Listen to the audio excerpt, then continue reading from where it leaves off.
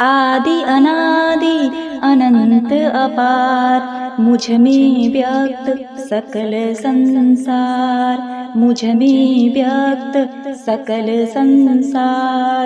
जटा गंगगल मुंड कपाल, जटा गंगगल मुंड कपाल, गौरा गौरी महाकाल, सकल भुवन त्रिलोक प्रकाशा, नित्य चिरंतन नगरी राजा। विश्वनाथ हूँ मसानवासी, मुझको प्रिय मोरी नगरी काशी, मुझको प्रिय मोरी नगरी काशी। ओम गंगणपतये नमः। ओम नमः शिवाय। प्रिय भक्तगणों, आज की कथा अब तक की सबसे महत्वपूर्ण फलदायी है, क्योंकि इस कथा को सुनने मात्र से ही अकाल मृत्यु टल जाती है। आपको अकाल मृत्यु छू नहीं सकती। बता दे कि बाबा विश्वनाथ के कथा के साथ ही हम एक ऐसी भोलेनाथ की चमत्कारी कथा सुनाने जा रहे हैं जिसे सुनकर आपका रोम रोम शिवमय हो जाएगा। प्रिय भक्तों, आज सावन सोमवार का पहला दिन है। ऐसे में इस कथा का महत्व और भी अधिक बढ़ जाता है। महादेव के इस अमृत रूपी कथा का श्रवण कीजिए और भोलेनाथ सहित माता पार्वती, भगवान गणेश की कृपा का पात्र बनिए।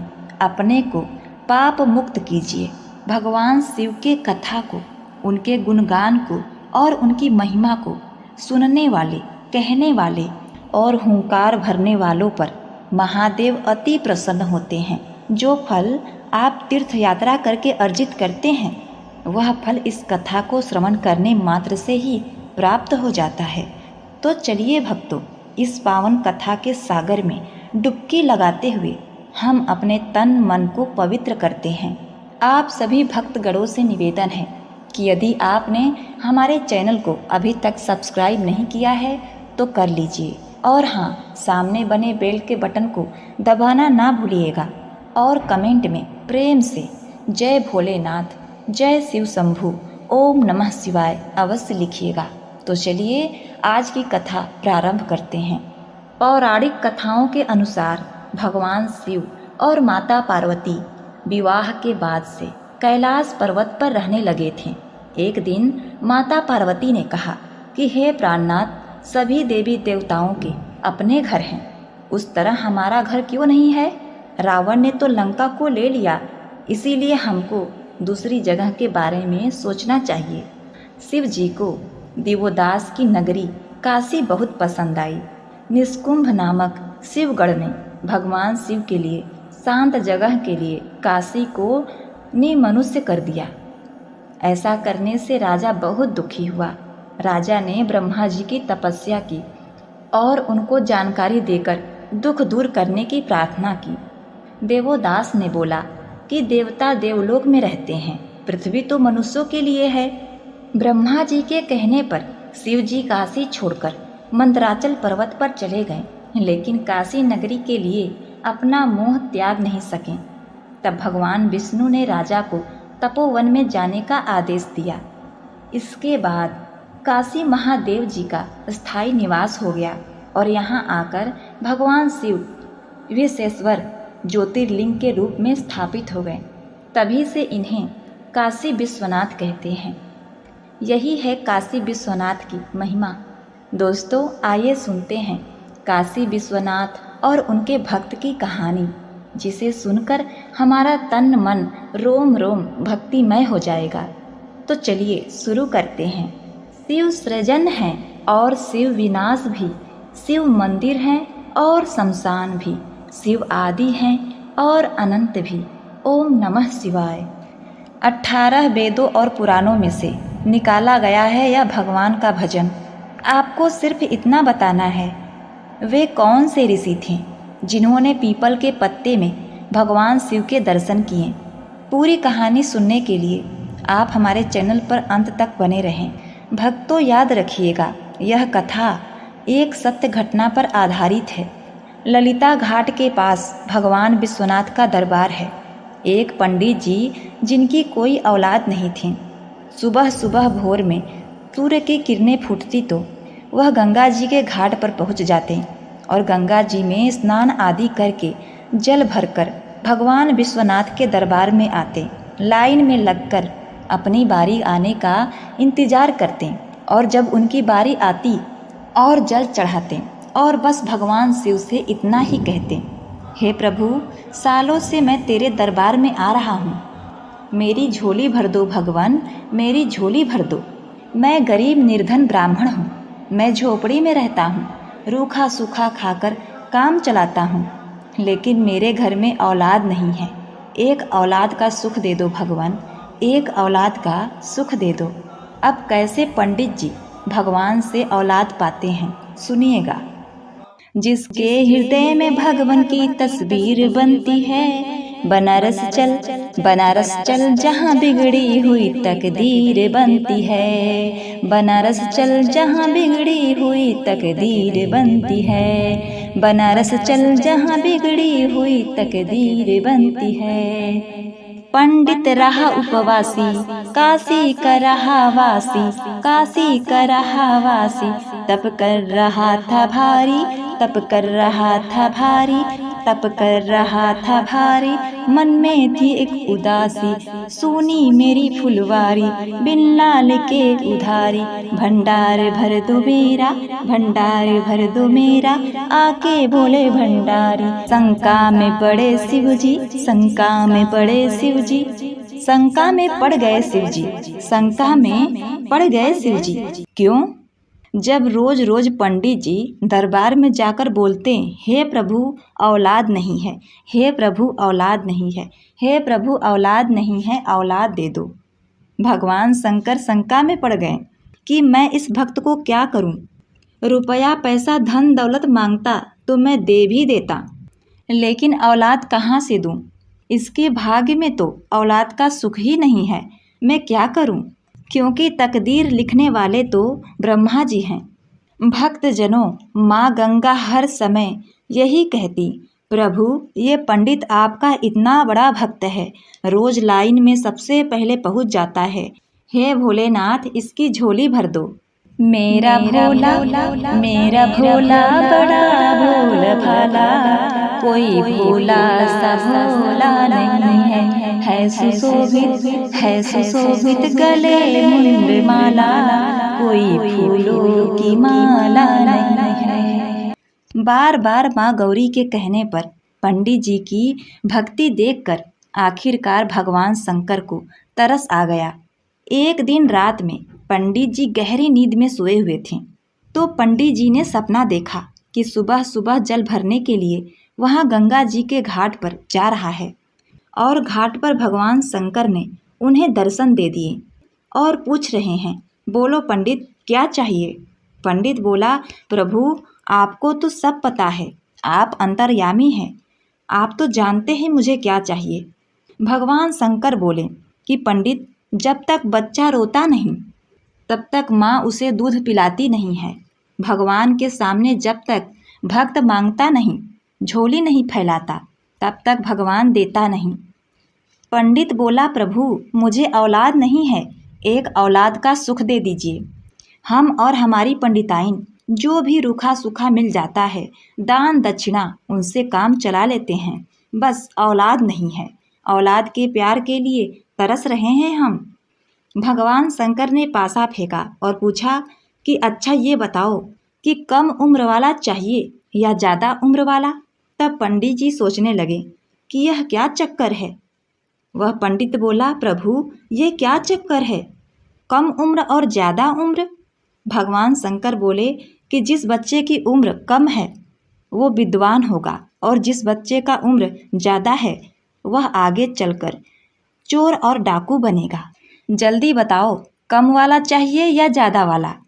अब पंडित रहा हिंदुस्तान का वासी और हिंदुस्तानियों में पत्नी से पूछे बगैर पति कोई काम नहीं करता। तब पंडित जी ने प्रभु से कहा, प्रभु आप यही खड़े रहिए, मैं घर जाकर अपने पत्नी से पूछकर आता हूँ।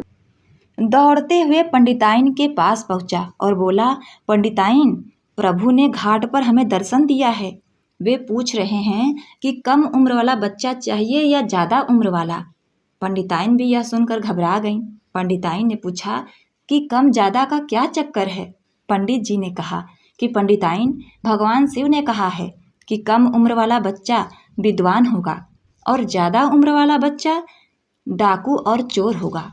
तुम जल्दी से बताओ कि हमें कौन सा बच्चा मांगना चाहिए। पंडिताइन ने कहा कि देखिए, हमें कम उम्र वाला बच्चा ही चाहिए।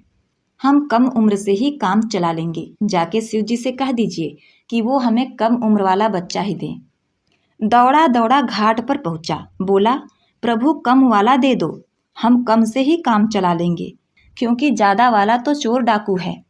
शंका में पड़े शिव जी, शंका में पड़े शिव जी, हंसकर बोले दिगंबर, हो पाँच वर्ष की आयु, एक लाल हो तेरे घर। हो 5 वर्ष की आयु, एक लाल हो तेरे घर, एक लाल हो तेरे घर। भगवान शंकर बोले, जा, तेरे घर एक बालक का जन्म होगा, लेकिन जैसे ही वह 5 वर्ष का होगा वह मर जाएगा। अब सोचिए, अगर किसी माँ बाप को मालूम हो कि उसका बच्चा जैसे ही 5 वर्ष का होगा वह मर जाएगा, लेकिन फिर भी किसी तरीके से जीवन को आगे बढ़ाना शुरू कर दिया। पंडित के घर में एक बच्चे ने जन्म ले लिया। पंडित को अपने सपने की बात याद आई कि जब इस बच्चे ने जन्म लिया है तो 5 साल बाद मरेगा भी। अब जैसे जैसे लड़का बड़ा हो रहा है, पंडित और पंडिताइन देख देख कर रात भर रोते रहते हैं। मन में रहा एक खटका, बढ़ने लगा था लड़का। मन में रहा था खटका, बढ़ने लगा था लड़का। जब 4 वर्ष बीते पंडित का दिल भी धड़का। जब 4 वर्ष बीता पंडित का दिल भी धड़का। 4 साल हो गए, 1 साल बचा। लड़का हंसता खेलता गलियों में घूमे तो पंडित और पंडिताइन एक तरफ खुश हो गए कि हाय रे मेरा सुंदर सा लाल, आज पाठशाला जाने लगा है, आज तो सीख कर आया है। लेकिन हाय रे दुर्भाग्य, न जाने कौन सी घड़ी में भगवान शिव ने 5 वर्ष दिए थे। 5 साल के उपरांत ये हमें छोड़कर चला जाएगा। 4 साल 11 महीने 29 दिन हो गए। अब लड़के के मरने में 1 दिन बाकी रह गया। जब लड़का सोया तो पंडित और पंडिताइन उसके सिरहाने जाकर बैठ गए और रोने लगे। रात्रि का पहला पहर चल रहा था, यानी रात्रि के 10 बजे थे। तो वो विलाप करने लगे कि जैसे ही सूर्य की पहली किरण पड़ेगी हमारा लाल, हमारा बच्चा मर जाएगा, क्योंकि इसके ज़िंदगी के 5 साल पूरे हो गए हैं। जहाँ इस बच्चे का जन्मदिन मनाना था, वहीं इस बच्चे का मरण दिन मनाना होगा। लेकिन ये तो विधाता ने लेख लिख दिया है, इसे बदला नहीं जा सकता। लेकिन पंडित ने हार नहीं मानी। अपने बच्चे की जान बचाने के लिए हार नहीं मानी। पंडित ने अपने बच्चे को रात्रि के तीसरे पहर में उठाया और कहते हैं कि पहले के ज़माने में साधु संत स्नान कर लिया करते थे। ये रोशनी की पहली किरण जमीन पर पड़ने से पहले स्नान करके हवनों और पूजा में बैठ जाया करते थे। पंडित ने रात्रि के तीसरे पहर में अपने बच्चे को जगाया। काशी विश्वनाथ के मंदिर के फाटक बंद थे। मंदिर के बाहर से ही दर्शन कराया और गंगा जी के पावन तट पर ले जाकर बैठा दिया और अपने बच्चे से बोला कि बेटा, जो कोई साधु संत इधर से स्नान करने के लिए आए तो उसका पाँव छू लेना, बस।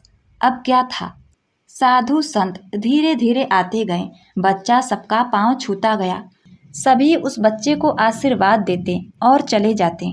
अचानक उस पंडित ने देखा कि दूर से सप्तऋषि चले आ रहे हैं और सप्तऋषियों में बड़ी ही ताकत हुआ करती थी। तपस्या कर करके काफ़ी शक्तियों को अर्जित कर रखा था उन्होंने। भूत भविष्य वर्तमान देख सकते थे।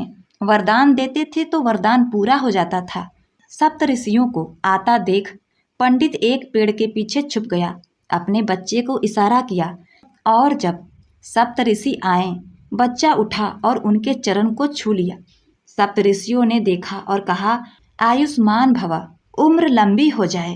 पेड़ के पीछे से पंडित बाहर निकला और हंसते हुए सप्तऋषियों से कहा कि महाराज, आपने पहचाना, यह वही बच्चा है जिसकी उम्र 5 वर्ष थी और यह 5 वर्ष बाद आज मरने वाला था, आपने इसको आशीर्वाद देकर इसकी उम्र लंबी कर दी। आपका वरदान कभी खाली नहीं जाता। सप्त ऋषियों ने सोचा कि हम तो वरदान दे चुके हैं और अगर हमारा दिया हुआ वरदान पूरा नहीं हुआ तो दुनिया में हमें मानने वाला कोई नहीं होगा।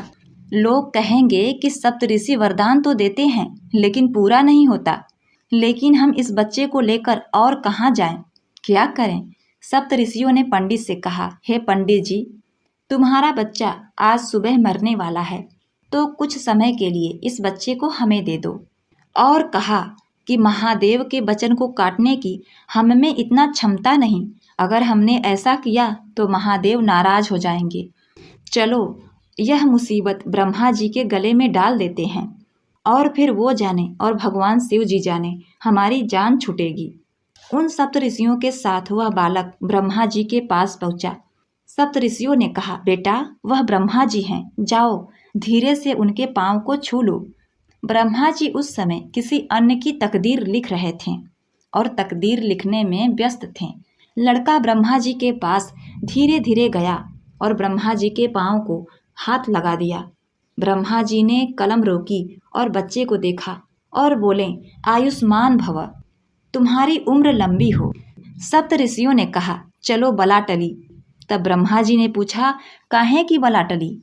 सप्त ऋषियों ने सारी कथा कह सुनाई। अरे प्रभु, आप तो तकदीर लिखते हो, बच्चे को पहचान तो लेते। यह वही बच्चा है जिसे भगवान शिव ने 5 वर्ष की आयु दी थी। आज सुबह होते ही यह मरने वाला है। पंडित ने हमें फंसाया और हम आपको, अब ये आपका काम है, हम तो चलते हैं, प्रणाम। यह सुनकर ब्रह्मा जी घबरा गए। ब्रह्मा जी सोचे कि मैं भगवान शिव के वचन को कैसे काट सकता हूँ, यह तो मुझसे नहीं होगा। अब यह सोचने के बाद ब्रह्मा जी ने सोचा कि चलो विष्णु जी के पास जाते हैं, वही कुछ हल बताएंगे। अब ब्रह्मा जी उस बच्चे को लेकर विष्णु जी के पास जाते हैं। जब विष्णु जी के पास जाते हैं उस समय विष्णु जी शयन कर रहे थे, घोर निद्रा में थे। अब जब निद्रा में थे तो ब्रह्मा जी ने कहा, बच्चा जाओ वो देखो भगवान विष्णु हैं, तुम उनके पैर छू लो। अब वह बच्चा धीरे से भगवान विष्णु के पास गया और उनका पैर छू लेता है। अब पैर को स्पर्श करते ही भगवान विष्णु का निद्रा भंग हो जाता है और वो जब देखते हैं तो बच्चे को आओ न देखा ताव तुरंत कह देते हैं, आयुष्मान भव, तुम्हारी उम्र लंबी हो। विष्णु भी हैं घबराए, अपना कदम बढ़ाए, ब्रह्मा भी संग में आए, सातों मुनि सिधाए। ब्रह्मा जी संग में आए, सातों मुनि सिधाए, दौड़े पीछे पीछे शंकर के पास आए, दौड़े पीछे पीछे शंकर के पास आए। अब भगवान विष्णु ने सोचा, यह तो बहुत गड़बड़ हो गया। मैं तो शयन कर रहा था और निद्रा में मैंने ध्यान नहीं दिया और इस बच्चे को आयुष्मान होने का वरदान दे दिया। अब भगवान शिव के वचन को मेरे अंदर टालने की और काटने की क्षमता नहीं है। इसके लिए मुझे भगवान शिव के पास ही जाना होगा। अब विष्णु जी सप्त ऋषि और ब्रह्मा जी के साथ उस बच्चे को लेकर शिव जी के पास जाने लगते हैं। उस समय भगवान शिव जी कैलाश पर्वत पर धुनी रमाए थे और अपने मस्ती में मगन। तब विष्णु जी ने कहा, हे बच्चे, हे पुत्र, सामने देखो शंकर भगवान हैं, तुम जाओ धीरे से उनके पाँव को छू लेना। अब यह देखकर वह बच्चा भगवान शिव जी के पास जाता है और उनके पैरों को छू लेता है, उन्हें प्रणाम करता है। अब इतने में भगवान शिव की आंखें खुल जाती है, अपने ध्यान से बाहर आते हैं। उन्होंने झट से उस बच्चे को कहा, आयुष्मान भव, तुम्हारी उम्र लंबी हो। शंकर जी हारे बाजी फिर भी न हुए राजी, क्या बात झूठ होगी सिर से टलेगी गंगा जी, क्या बात झूठी होगी सिर से टलेगी गंगा जी। ब्रह्मा और विष्णु जी ने भगवान शिव से कहा, हे भोलेनाथ, आपने ही इस बच्चे को 5 वर्ष की आयु दी है, कम से कम अपने आंखें खोल के ठीक से देख तो लिए होते। आपने देखा नहीं और बच्चे को आशीर्वाद दे दिया। अब भगवान आपका आशीर्वाद आपके ही पास, आपने ही इस बच्चे को 5 वर्ष उम्र दी थी, अब आप जानिए। भगवान शंकर बोले, हे सप्तऋषियों, इस बच्चे को मेरे मंदिर ले जाओ काशी विश्वनाथ में, मंदिर में गया लड़का लेने मुराद मन का, मंदिर में गया लड़का लेने मुराद मन का। यमराज आए जोरो, मंदिर में जाओ, कुछ बेल पत्र लाओ, शिवलिंग पर जा चढ़ाओ। मंदिर में गया लड़का लेने मुराद मन का, यमराज आए जोरों से, दिल है लड़के का धड़का। भगवान शिव ने कहा कि मेरे मंदिर में चले जाओ, मेरे शिवलिंग पर अर्पित करो। जैसे ही लड़का मंदिर में गया, बेल पत्र चढ़ाया, सुबह की पहली किरण धरती पर पड़ गई और यमराज जी लड़के के प्राणों को हरने पहुंच गए। काले वर्ण वाले यमराज जी को देखकर छोटा सा बच्चा डर गया और उस बच्चे ने अपने दोनों हाथों से शिवलिंग को अपने अखबार में भर लिया। जैसे लोग अपने प्रियजनों को गले लगाते हैं, ठीक उसी प्रकार से यमराज बोले, चलो बेटा, तुम्हारा समय आ गया है, तुम्हारा समय पूरा हुआ। बच्चा बोला, हम तो चलते हैं, लेकिन हमारे साथ भगवान शिव भी जाएंगे। यह बात चल रही थी कि भगवान शंकर वहाँ प्रकट हो गए। तब यमराज जी बोले, हे प्रभु, आपके आने की क्या जरूरत थी? इसके जीवन के कुछ ही क्षण बाकी है, मैं खुद ही इसके प्राण को हरने के लिए आया हूँ। शिव जी बोले कि हे यमराज, इस पृथ्वी के लेखन के हिसाब से, ब्रह्मा जी के लेखन के हिसाब से शिव का एक दिन करोड़ों वर्षों के बराबर होता है। तो जोड़ो, 5 वर्ष के हिसाब से बच्चे की उम्र कितनी वर्ष हुई? यमराज जी के पास इतना समय कहाँ था कि वे जोड़ना घटाना करते। भैंसा घुमाया और चले गए। प्रिय दोस्तों, प्रयागराज में राजा अकबर का एक किला है जिसके अंदर अक्षय वृक्ष है। उसी अक्षय वृक्ष के पीपल के पत्ते में भगवान शिव ने इस बच्चे को दर्शन दिए और उस बच्चे ने 18 वेद पुराणों में से एक पुराण मार्कंडे पुराण को लिखा और उसका नाम मार्कंडे है। लड़का तो बना ज्ञानी, हुआ नाम मार्कंडे, लड़का तो बना ज्ञानी, हुआ नाम मार्कंडे, विख्यात आत्मज्ञानी। प्रिय दोस्तों, वह बच्चा और कोई नहीं, मार्कंडे थे, जिन्होंने स्वयं मृत्यु को पराजित कर दिया और इन्होंने ही मार्कंडे पुराण की रचना की थी और इनके द्वारा ही महामृत्युंजय मंत्र का उच्चारण किया गया था।